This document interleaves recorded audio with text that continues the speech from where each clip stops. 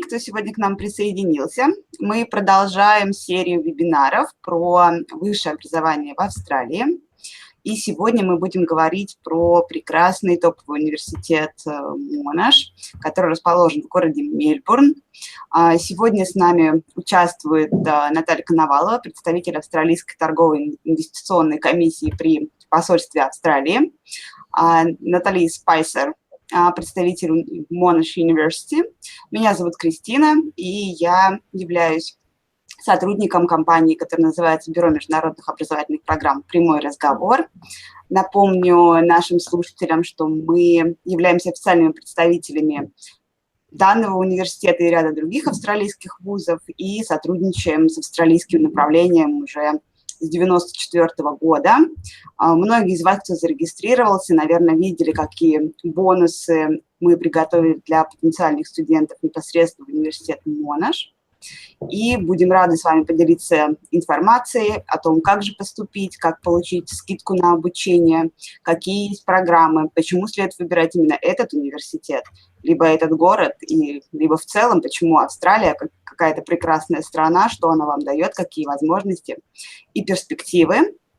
И начать я попрошу Наталью Коновалову с ее презентацией и небольшими данными, может быть, статистическими, чтобы вы более подробно узнали, чем славится Австралия, почему это такая прекрасная страна, какие, может быть, позиции она занимает в рейтингах лучших городов или стран для жизни.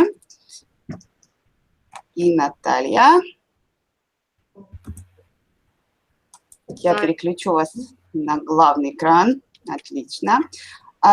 Быстренько упомяну, что если у наших слушателей есть вопросы во время презентации одного из участников, пожалуйста, пишите их в чат. Вы увидите справа от видео. И уже после того, как все выступят, будем рады ответить на ваши вопросы. Отлично, видим презентацию. Прекрасно. Коллеги, хотелось остановиться на некоторых аспектах образования в Австралии, как обучения зарубежного, то есть для зарубежных студентов. Некоторая информация, думаю, будет вам интересна, потому что мне трудно сказать, все вы решили учиться в Австралии или только выбираете какую-то страну. Я думаю, мы с вами разберемся, какие преимущества предлагает Австралия, почему студенты выбирают эту страну и насколько вам это может быть интересно. Австралия. Мы часто говорим, Австралия, студенты связывают свое будущее именно с этой страной. Это может быть будущее для вас как профессионала, как для, скажем, развития вашего личностного, каждый находит что-то для себя важное. И если мы посмотрим, почему студенты выбирают именно Австралию, обратите внимание, сектор образования развит. Государство вкладывает огромные ресурсы в развитие инфраструктуры образовательного сектора. Вот если мы посмотрим на 16-17 годы, то более 28 миллиардов долларов принес в казну сектор именно австралийского образования. Это значит, у вас прекрасные лаборатории, прекрасные возможности для реализации своего потенциала. Как следствие, количество студентов растет, увеличивается из года в год. Австралия занимает 3-е место в мире по количеству иностранных студентов. И если мы посмотрим на эту статистику, то количество неуклонно растет. Вот количество заявок на конец 2017 года – это порядка 800 тысяч студентов.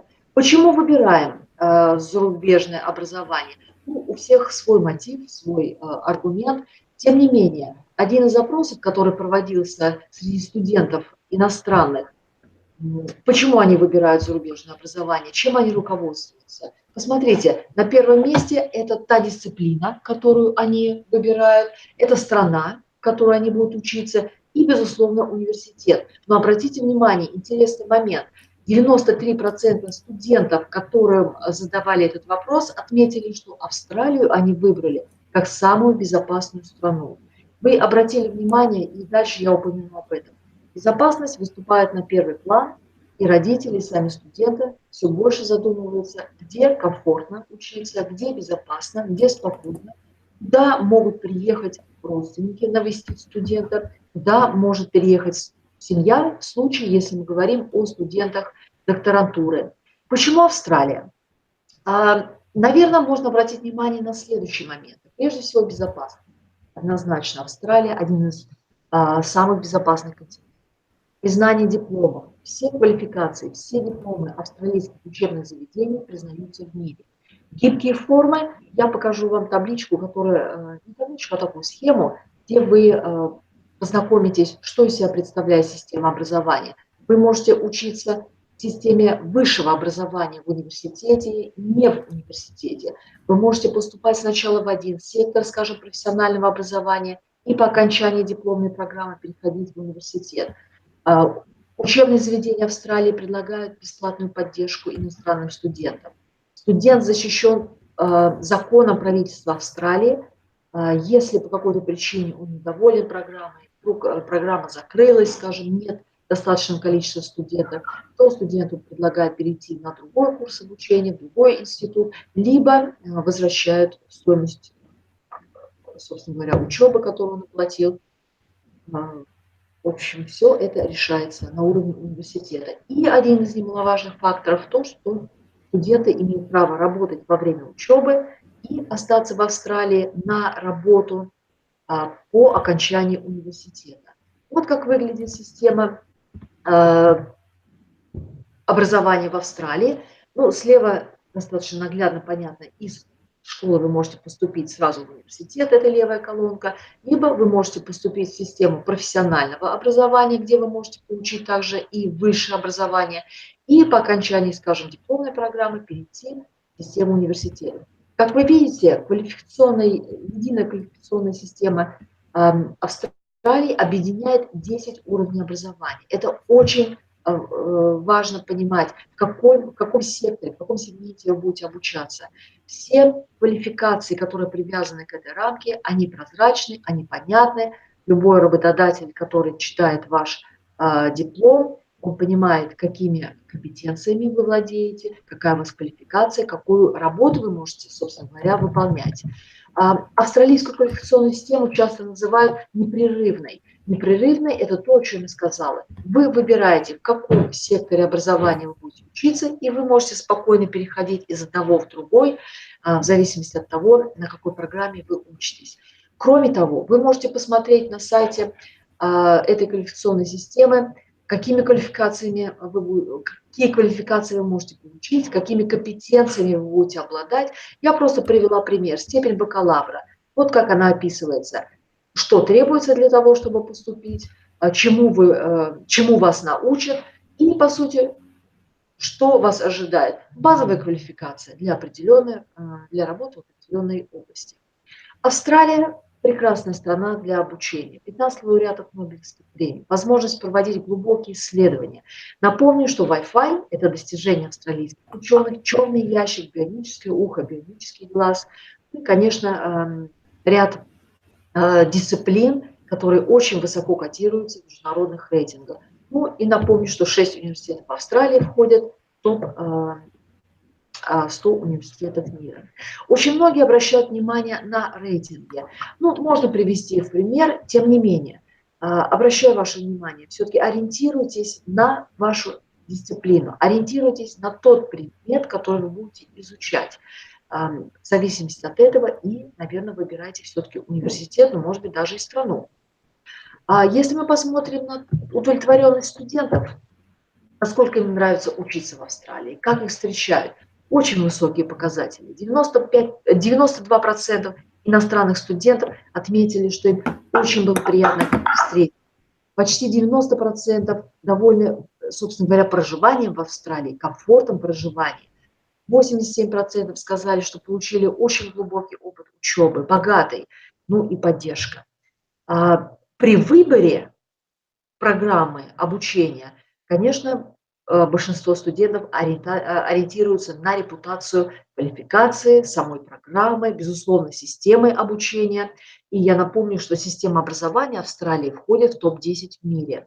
Безопасность, смотрите, опять 93% студентов отмечают, что выбрали в Австралию, исходя из соображений безопасности. безопасности. Ну и, конечно, качество исследования, репутация высшего образования. Если мы посмотрим тенденцию за период 14-16 года, как вы видите, удовлетворенность студентов растет. В общем-то, в этом плане ничего не меняется. И студентов приветствуют в Австралии. Скажем, в Мельбурне вы, когда прибываете в аэропорт Мельбурна, вас бесплатно встречают, вам рассказывают, как пройти, куда пройти и так далее. Университеты зачастую обеспечивают транспорт для того, чтобы довести вас до кампуса или до того места проживания, где вы решили остановиться. Естественный выбор. Смотрите, половина австралийцев – это, по сути, иностранцы. Это люди, которые либо родились за рубежом, либо один из родителей иностранцы. И, конечно, огромная, великолепные, скажем, возможности для того, чтобы познакомиться с представителями практически всех наций и национальностей, обогатить себя и культурно, и, может быть, обрести новых друзей. У каждого своя история.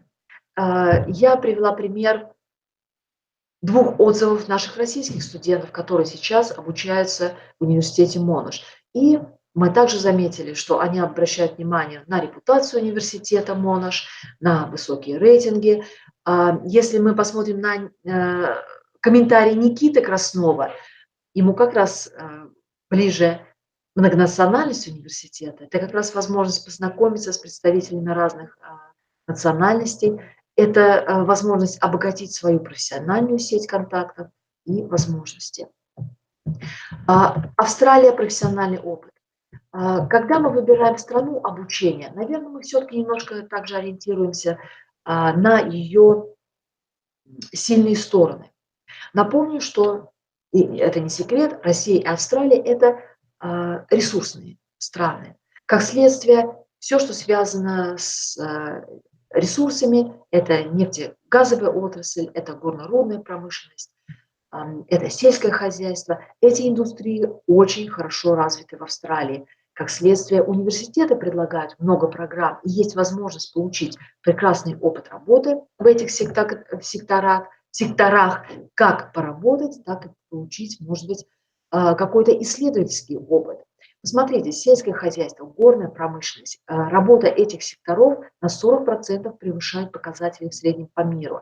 То же самое касается нефтегазовой отрасли, международного образования, нефть, газ, туризм, здравоохранение.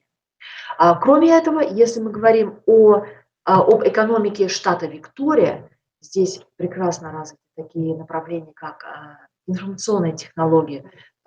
Я с удивлением обнаружила, что 1/3 всех занятых вообще скажем, в рабочей среде – это представители ИКТ, информационных технологий. Также развиты и здравоохранение, и биотехнологии, строительство. Стоит только упомянуть о том, что 10 университетов крупнейших находятся в штате Виктория, включая 8 только в штате Мельбурн. Так, у меня немножко затормозила презентация, я думаю, из-за картиночек. Также прекрасная возможность совмещать работу и учебу. В отличие от многих европейских стран, вы можете найти работу и работать там, где вы захотите. Границы не сжаты вот в рамках, скажем, кампуса или каких-то определенных работодателей. Нет, там, где вы нашли себе применение, вы можете работать. До 40 часов в неделю, единственное ограничение. Кроме этого, вы имеете возможность остаться на работу в Австралии по специальной визе, которая позволяет выпускникам университета работать от 2 до 4 лет. Соответственно, выпускники бакалавриата 2 года, выпускники PhD-программы до 4 лет. Опять же, это без поиска спонсоров. Вы, находясь в Австралии, переходите на другой тип визы и спокойно работаете. Если мы говорим о качестве подготовки специалистов, то работодатели высоко ценят специалистов, которых выпускают университеты Австралии. Собственно говоря, 84% абсолютно довольны уровнем подготовки специалистов. Это, по сути, вы. Комфорт проживания. Лучшие города в мире для студентов по версии QS 2017 года находятся в Австралии. Посмотрите, очень высокие позиции. Мельбурн на 5-м месте. Напомню, что в течение многих лет, 4 или 5 лет подряд, Мельбурн занимал высшую позицию в этом рейтинге. Когда мы говорим, что значит лучшие города, это значит инфраструктура, здравоохранение, это поддержка студентов, это страхование. Почему Мельбурн? Каждый выбирает для себя тот город, где ему будет комфортно находиться, где он хотел бы провести время, потому что все-таки в зависимости от продолжительности программы, бакалавриат 2-3 года, магистратура 2 года, PhD-программа до 4 лет, и плюс, если вы решили остаться в Австралии, конечно, вы должны внимательно изучить, что вам может предложить этот город. Экономически развитая столица, очень динамичный город, много проводится мероприятий и культурного плана, и экономического. Дошел небольшой технический сбой, но презентацию Натальи вы в любом случае, все, кто зарегистрировался, получите обязательно, поэтому сможете посмотреть оставшиеся слайды. Как я понимаю и как я знаю презентацию Натальи, она уже подходила к концу своей информации, которую хотела вам сообщить, рассказать. В любом случае, если вдруг возникнут какие-то вопросы, пожалуйста, пишите их в чат, мы постараемся ответить. Возможно, Наталья сейчас к нам снова присоединится. А пока я передаю слово представителю Monash University, Наталье Спайсер. Thank you so much. Okay, well, I will begin. I'm going to show a presentation, a PowerPoint to cover some of the key programs that we offer at Monash, to explain some things about studying in Australia, living in Melbourne, and why it's the best city in the world to live in, and then hopefully not too much overlap with what you've just heard as well. So let me start my presentation. Here we go. Okay, wonderful. So, as you've heard, I'm from Monash University, which is based in Melbourne in Australia. We also have campuses in some other places, but that's our main location is in Melbourne. Monash is a young university, but very innovative and very forward-thinking. So you can see, for example, by our new engineering building that's here, that it's very futuristic, that we are very involved in being innovative and looking to the future. So first of all, Melbourne. If you don't know anything about Melbourne, you can do a very quick Google to find that Melbourne was voted the most livable city in the world for 7 years in a row, which is a very big deal. It means that it's based on things like safety, access to public transport, access to healthcare, employability, cost of living, all the things that you care about when you are coming from the other side of the world. It is safe. It is a wonderful cultural place to live. Melbourne, again, if you're not so familiar with Australia, is in the southeast of Australia. So on the east coast, you have Melbourne. Above Melbourne, you have Sydney. Above Sydney, you have Brisbane. So those are our 3 big cities in Australia. Melbourne is the capital city of Victoria. And I'm going to show you a very quick video about Melbourne, just so you can see it instead of hearing me talk about it. Let's try and do our PowerPoint. Beautiful video. Yeah, we can send the link to this video to our viewers. So what I'll do instead is we'll go back and we'll have a look at the slideshow again. You can't see it anymore. Yeah, maybe Seen if I was able to show you the video. It's just that Melbourne, it's very buzzing, very busy, very cultural. You can also see that we are close to places like the snowfields if you want to go skiing in winter. We are close to the wineries if you're interested in the vineyards. There's the beaches. There is a lot of everything around. And one of the other important things that's not in this presentation because it was just announced last week is that Melbourne was named the 3rd best city in the world to live for students. So there were a list of the top 10 places for students based on how many students there are and then their satisfaction. And Melbourne is the 3rd in the world. So it's a really amazing place if you are a student, a really wonderful place to have great experiences. So if we talk about Monash now, let's have a look at the university. Monash is a very international university, like I said. We have a lot of students coming to us from overseas and a lot of our students who go abroad for experiences as well. So this one I think is meant to be a video. We'll go past that. So a couple of very quick facts. Monash, like I said, quite young, established in 1958, so only about 60 years old. The 2nd oldest university in our state, in Victoria, and it is the largest university in Australia and one of the largest and most international in the world. So we have about 75,000 students. It's also very well ranked considering what a young university it is. Monash is in the top 70 universities in the world. The new rankings are just coming out now, but we are in the top 70 universities in the world, and some areas of study are in the top 10 or the top 5. We're also a member of the Group of 8, which is a group of the most research intensive universities and universities that are very strong in teaching and learning and employability in Australia. So like I said, about 75,000 students and about 30,000 international students, so about 1/3-ish of the students are international. And because we are so big, we have a big alumni network. So more than 330,000 students have left us and gone back around the world. So we have good networks all over the planet.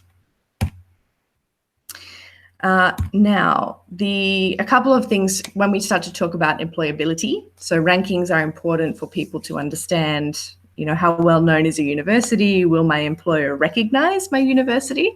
These are a couple of examples. So the Times ranking last year was 80, ARWU, which is research, was 78, and the QS ranking was 60. So they are all very, very impressive rankings. And like I said, some of the examples of the very high ranking programs. So we have, things like chemical engineering at number 24 in the world, civil engineering and structural engineering at number 30, business management 29, IT at 43. These are all really, really strong programs with really, really strong employability outcomes because of how well known and how well respected they are. For our business programs, we also have what's called Triple Crown accreditation. This means that these 3 groups, AACSB, AMBA, and EQUIS, all recognize the level of quality of the business programs. Only about 80 universities in the entire world have these 3 accreditations because they are very difficult to get. So our business programs are a very high standard. Like I said, we have lots of locations. So most of our campuses are in Melbourne. We have 4 campuses in Melbourne. From left to right, they are from biggest to smallest. So Clayton is our biggest campus. It has about 15,000 students. Caulfield is our next biggest. That's our business and fine arts campus. Parkville is for our pharmacy students, and Peninsula is where we have some nursing and physiotherapy and some education. So you have the option to be in a very big campus, or you might want to be in a smaller area, like Peninsula is a nice, small, intimate campus. I will talk about it later, but you can live on campus at all of these places. They are all connected by public transport. They all have food and drink outlets, gyms and sports clubs, and they all have opportunities for students to join groups and to become a part of the university life. Our international groups, our international partners, our main partner would be in Malaysia, where we have a campus, Monash Malaysia, also in South Africa, as well as some study centres based in India, China, Italy, and a partnership in the UK. So we have a big international presence. I have a few photos just to give you an example of some of these places. The Monash Malaysia campus, like I said, is the biggest one and the first one you see. There's also a bit of information here about studying abroad, which I'll just mention very quickly because it's not your first most important thing. But all of our students have an opportunity to study abroad. And if you are doing a bachelor degree, there are some programs that we have now where it is compulsory for a student to go abroad. For example, in a Bachelor of Global Business, a student must do some international activity, and we provide some support and some funding for this. So this is another way of getting something really practical and tangible on your CV. So when you graduate, you have some real world experience. So what can you actually study? Monash, like I said, is a very big university. We have 10 faculties, 10 study areas, and you can take degrees by themselves or as a double degree sometimes. So you can study most of the programs that you could think of. There are only a couple of things I think of that we don't offer, for example, vet science. But we offer everything from medicine to visual art, data science, engineering, education, and undergraduate and postgraduate, and also research. So here is a little overview. There are about 250 bachelor degrees, about 330 postgraduate programs, and you can study either by distance for some programs, so over online, or full-time on campus. Excuse me. Excuse me. A very quick overview here of the entry requirements. Most students will come to us from high school into undergraduate from Russia. Will go through our pathway program, which is a one-year program. So our undergraduate requires either an equivalent to our year 12 or a pathway through our foundation college. We also require English results. So you can take an IELTS or a TOEFL or PTE, a whole variety of different English exams. And most programs will look for 6.5 overall with 6.0 in each band. Some will be a little bit different, but that is majority of programs. For our postgraduate programs, you need to show that you have completed your bachelor degree from university at home. You need to provide your transcripts as well as a copy of your actual degree. And for some programs, you will need a CV as well. Some programs will ask you for a letter of motivation, but this is not for everyone. And again, a very similar level of English.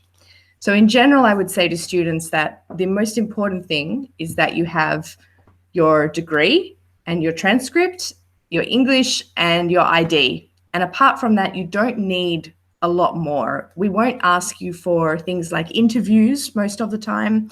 We're not going to ask you for a lot of extra paperwork or information. Generally, if you can give us your transcript and your English, that's enough for us to know that you are qualified to come into a postgraduate program. Scholarships, of course, very important. Everybody is very interested in scholarships. We offer a lot of scholarships to a lot of students. We are just in the process of announcing our scholarships for 2019. So this, what we have on the PowerPoint is not completely accurate because it's changing this week, but I'll give you an overview of what we have. This is an example of our scholarships that are offered to all students all over the world. So we do offer some 100% scholarships, full tuition scholarships. These are for either a bachelor's or a master's students, and they are academically based.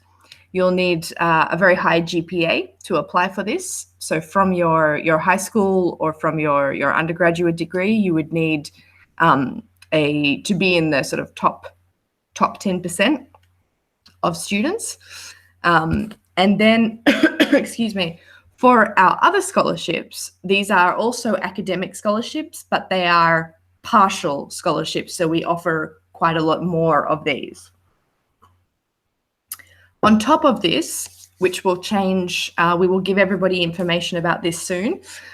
We also have some study grants that we are able to offer to students where certain faculties, because they are trying to encourage students to study science, to study engineering or IT, for example, they will offer fee reductions for their faculty as well. So that's something, if you have a question about a specific program, you can ask us and I can tell you the actual faculty by faculty scholarships and grants that we will have for next year.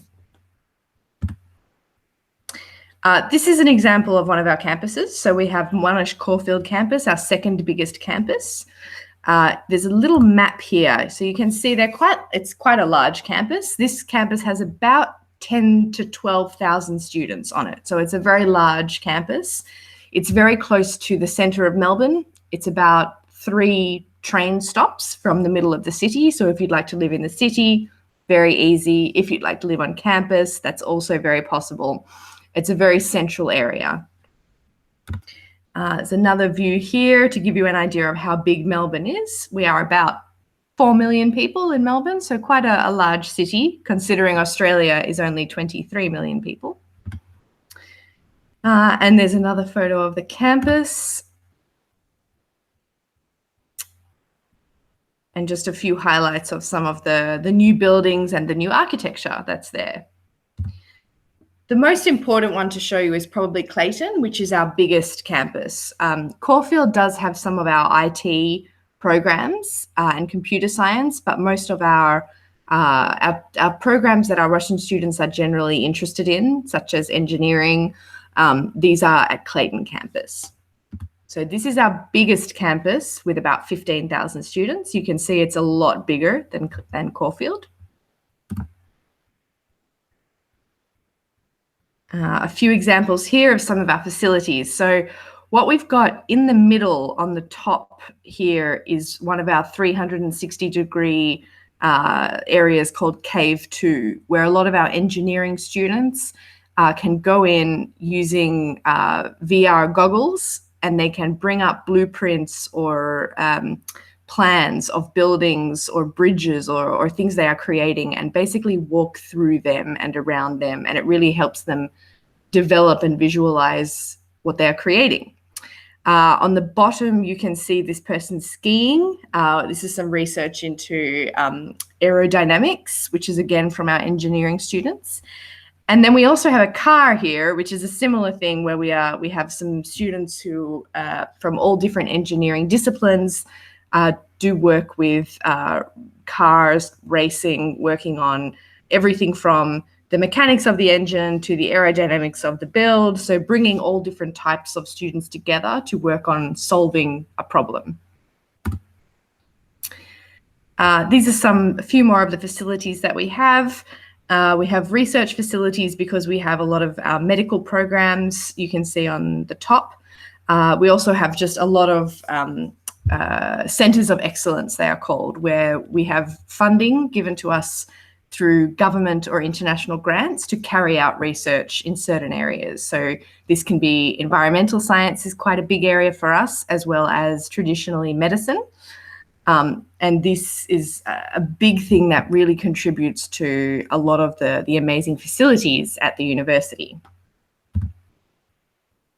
So cost of living is a really interesting question because people definitely have the idea that Australia is not a cheap place to live.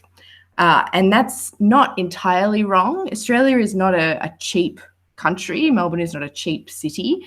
It is, a very large city. It's cosmopolitan. It's not like being in a small town. However, Melbourne is one of the most affordable large cities that you can live in, which is why it's voted the most livable city. It's very easy for people from whether you are a student or a professional or retired, or you can access all parts of the city without needing to have an unlimited amount of money. So I'll give you an idea, a couple of examples of budgets. Oh, but this has popped up first, which is some example of student services. So like most universities, Monash will offer sports clubs, accommodation, food on campus, as well as support for if you need academic support or emotional support, or if you need to go and see a doctor while you're on campus. We have a medical clinic, we have a prayer center, all different services that you might need in your time in Australia. Now, this is an example of some of the accommodation and cost of living for the year. This is for students living on campus. So on-campus students will pay a little bit more than off-campus students because a lot of their bills are included. So things like electricity and gas and water, they don't pay these things themselves. They also have the option to include food if they would like. And of course, if you live off campus, you have to cook your own food. So this is a breakdown of roughly what people can expect to pay, including books for your classes and your insurance. I would say, in my opinion, that it's better value to live off campus because you have a little bit more control about how much you spend, but a lot of students love to live on campus, and I completely understand. We have a very vibrant life on campus, a lot of student groups, a lot of the clubs are based in the residences. They're very, very active and very, very, it's a great sense of community. These are some examples of our accommodation. So most of them will be a single room with a bathroom, either a private or a shared bathroom. This one is private bathroom, you can see, a kitchen and a shared living and dining area. And then we also have a supermarket on campus next to the residence areas as well. Off-campus accommodation, like I said, it's a little bit cheaper. You'll see the rent is a little bit cheaper than on campus. You can also obviously control a little bit more about what part of the city you'd like to live in. Would you like to be alone or with one person, 2 or 3 or 4 people sharing in a house? All of these things are under your control. I would say as well that there are so many things in Melbourne that make life cheaper. If you do live close to the centre of the city, our public transport is free in the city centre. So if you're going out in the evening, you don't have to pay to get from place to place on any public transport. There's things like that you have to sort of decide what's your lifestyle going to be. Would you rather be having that campus experience or experiencing Melbourne as a city? So I will leave you guys now. It's a shame I couldn't share the video with you because there was a couple of great videos, but I will definitely share them and we can send them to people. So there are some great videos, and they're also a brilliant brand new video that we have, which is a 360-degree virtual reality tour, which is only been made this week. So it's brand new, and it's a amazing walking tour of our big Clayton campus, which really helps you feel and understand what life is like on Clayton. So I would really encourage you to have a look at the YouTube channel, at the Facebook page, the Instagram as well. There are just some beautiful photos. This week is our graduation week. So at the moment, we're having beautiful photos of people going through their graduation ceremony. You can see at the end of all of everybody's hard work what they're getting to. So before I finish, I will try to play this little video that I had for you, but I'll play it in this window to see if it works. And it's much nicer to have a look at that than it is to hear me talking about it. So let me cancel this and then you can see my face. There we go. So that's a bit of an overview about some of the programs that we have at Monash, some of the key things like scholarships and cost of living. And yeah, if you have any questions, I'm happy to answer any questions. And like I said, we can share videos and slides and anything with anybody who is interested. So thank you very much. Thank you for your great presentation. I'm sorry that we have some technical problems with the Much video. better than a lot of presentations. That was pretty smooth from the other side of the world. Yeah. Could you please tell more about scholarship, how students can get this? They need to apply separate application or motivation letter? Yeah, of course. There's different rules for different scholarships. For our study grants that will be released for next year, these will be automatic. So they'll either be for certain countries, or it will be the first certain number of students that will apply. So students won't need to apply for the study grants. For the other scholarships, you can look at our scholarship page on our website to give you an idea of what you are eligible for. The two that I showed you are the key global ones. But essentially the process is that first you have to choose the program that you would like to apply for, and you apply for the course. After you apply for the course, you'll get a student ID number, and you can use that to go to the scholarship page to apply for one of the scholarships. Generally, you'll need to show, like I said, they're academic, so you really need to show your transcript and your results. Some of them will ask for a letter of motivation or a statement of purpose, but it's not a long, comprehensive essay, because they are generally looking at your academic results more than anything. Okay, thank you. We have one question from our viewers. Do you have any internships during the program? Oh, yes, that's a great question. How you help students to find a work experience? Yes, that's a great question.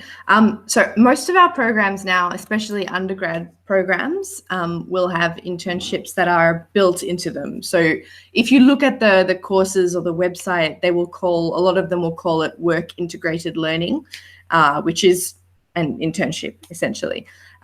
Most programs will have this built in to it, which means that it's compulsory, which means that the program or the course will place the student in an internship and find it for them, so you don't have to go and search for something yourself.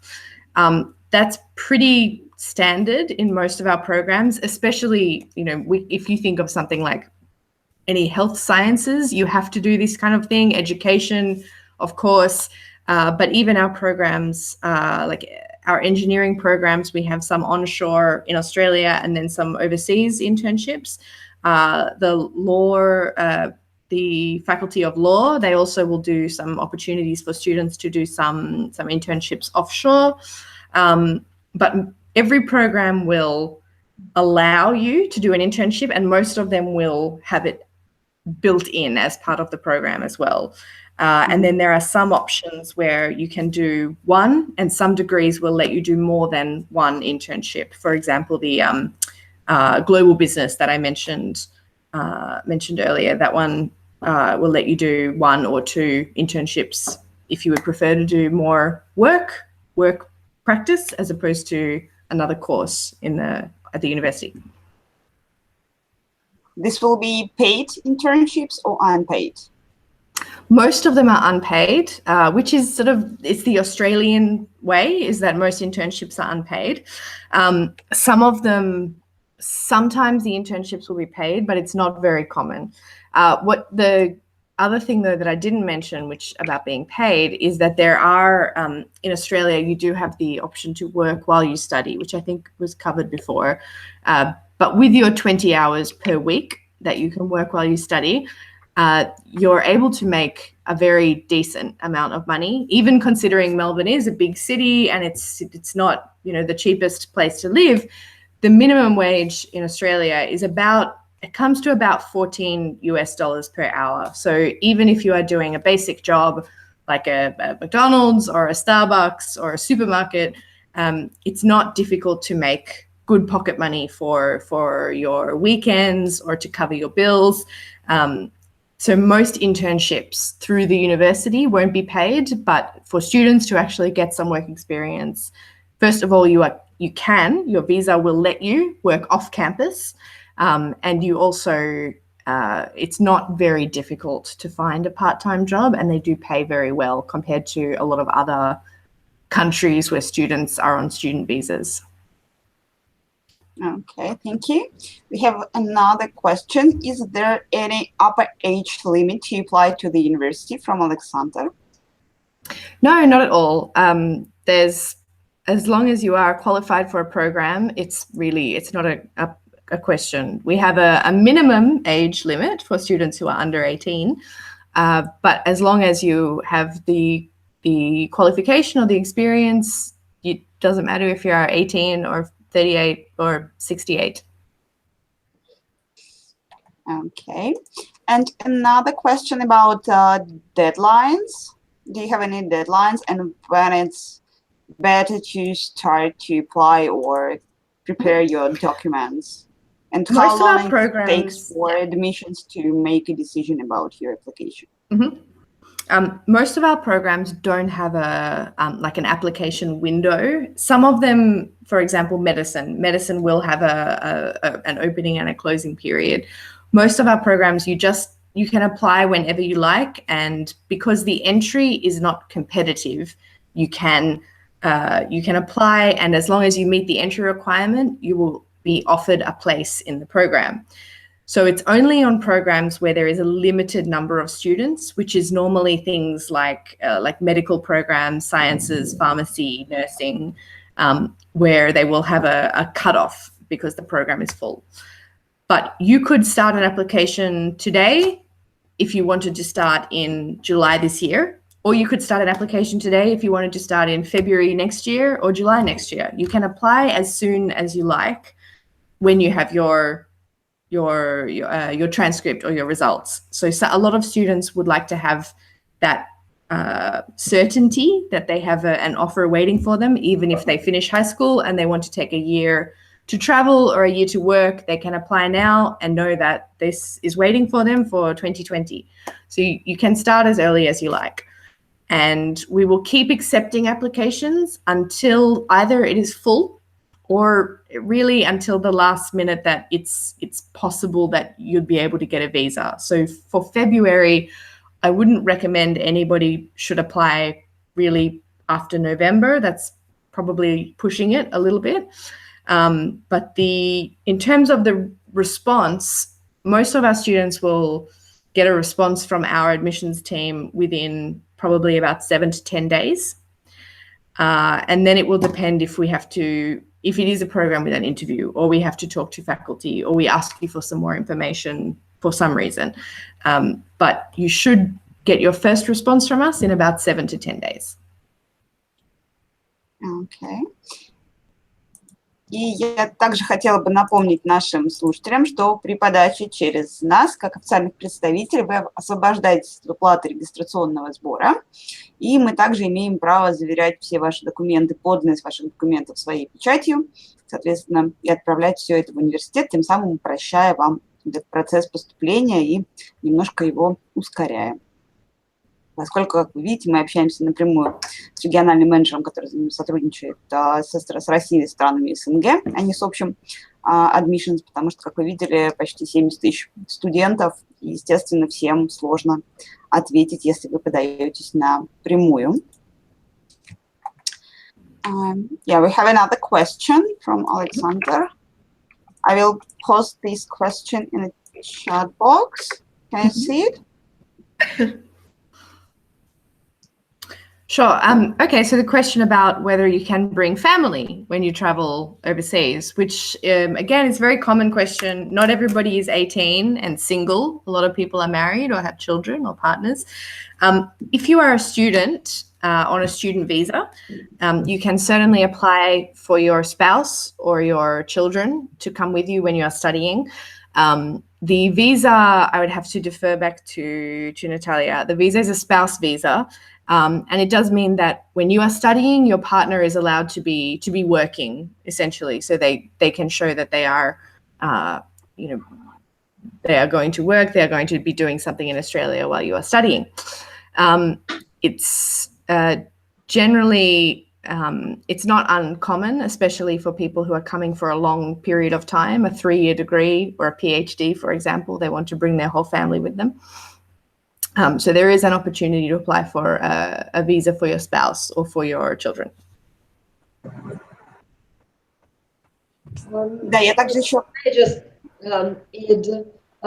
Because I'm not a visa specialist, still what I can share, if you plan to bring your family, it's very important that you include all the names into your original application.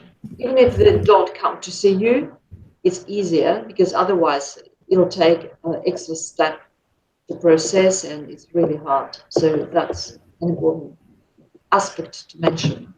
And Natalie, taking this opportunity because the last question was related to family issues. So questions people ask about kids. Do you help families to find spots for kids, or do you provide any services around kids to help with placement, for example? Because eventually mature-minded people can find the university, the programs, accommodation, but when it comes to the kids, problem. It's not a problem, it's an issue. What to do with kids? Well, it's a very big consideration to bring your children, to put them in a primary school or a high school on the other side of the world. It's part of one of the student services groups that we have that people can access to ask about. Obviously, it's not about the visa because that's all finished by the time they arrive with us. But about finding and enrolling their students, their children in schools. Victoria is a very, as the state where Melbourne is, it's a very big state for international school education. That's actually where I used to work, was with the international school for the government. So it's very, very simple and straightforward for people who have under 18 children who are going into primary or high school, secondary school, to enroll them and to get them in there. They will basically find somewhere that is close in the area where they are living. They will have a tuition fee for the school because they're an international student. But they, like the universities, they're not competitive. It's okay if they don't arrive the first week of session. They can,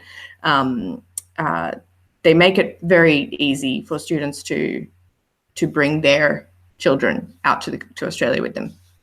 That's really good to know because recently we have an increased interest in postgraduate programs, which means we started to receive more inquiries from mature-minded people, from families and kids. It's also why we have, on-campus accommodation is generally residences and halls of residence, but there are always options for things like a 1 or a 2-bedroom apartment on campus where people, especially people I know that will be doing like a PhD, for example, where they are studying basically 40, 50 hours a week. They don't want to live off campus, but they will bring their husband or their wife and their children, and they can live on campus in a proper apartment instead of like a student accommodation. They can have some privacy. That's a great option. Да, я только немного добавлю относительно именно студенческих виз и виз для семьи. Самое важное убедиться, что при подаче вы показываете мотивацию и свою, и своего партнера, чем он будет заниматься в Австралии. И, безусловно, у вас должны быть определенные финансовые средства на то, чтобы обеспечивать и свое обучение, и свое пребывание вашего супруга либо супруги, и в том числе и детей. Стоит помнить, что все равно плата за обучение детей в средней школе в штате Виктория берется, поэтому за этим тоже нужно озаботиться заранее. И несмотря на то, что крайних сроков подачи документов на программу в принципе нет, лучше из-за таких вот нюансов делать все заблаговременно, потому что та же виза студенческая занимает порядка 6 недель, а если вы подаете еще и семьей, то лучше заложить побольше времени. И напомню, it's good Natalie mentioned November. Please note that end November, December is a high season in terms of visa applications in Moscow, which means Off the top of my head, I think they close in the middle of November. I think they stopped to accept the. Yes, you're right. And for the university, we are on summer holidays for most of half of December and January, so we don't have as many people processing our applications as well. So everything will take double the time. December is no good, but yeah, up until November is not a problem, or even at the very last minute in January is even better than November sometimes. But before November is perfect for February, and until about May for June or July is good. So I think we don't have any more questions, or maybe we will have it later. So I'd like to thank you, colleagues, for joining us today and share your great presentations. Уважаемые слушатели, спасибо, что подключились. Вы все обязательно получите запись сегодняшнего вебинара, сегодняшней трансляции и презентации, которые сегодня нам рассказывали, еще раз напомню, Наталья Коновалова и Наталья Спайсер из университета Монаша, который находится в Мельбурне. Будем рады ответить на ваши вопросы в дальнейшем, если они у вас появятся по поступлению, по Австралии, по программам, по стипендиям, по визам. Обращайтесь, будем рады помочь. И до новых встреч. Have a good day. Thank you. Thank you, colleague. Thank you. Hope to see you Thank you. in Moscow. Bye, Natalie.